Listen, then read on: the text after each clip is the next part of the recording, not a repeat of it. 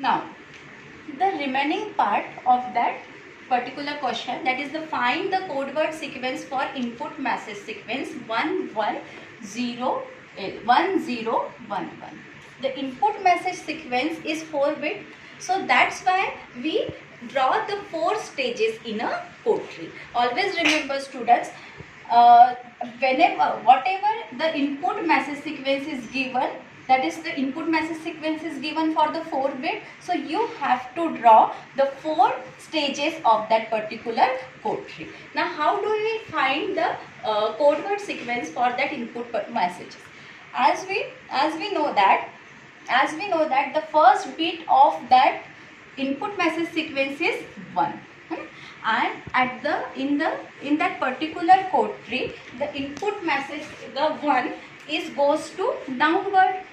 1 goes to downward. So whenever 1 goes to downward, what is the output? That is 10. So write the output is 10. Then the second bit is 0. So you have to go up for that. And at that time, what is the output? Which is 11. So write 11 here. Then the next bit is 1. So again go the downward. And what is the output? That is 11. So write 11 here. Then the next bit is again 1. The next bit is 1. And what is the output when C, the next for the C present state and D next stage, the output is 0, 1. So write the 0, 1 here. Right? The 0, write the 0, 1 here. Okay. So what is the code word sequence?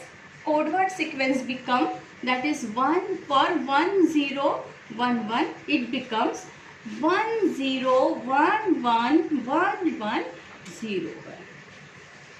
That's it, student.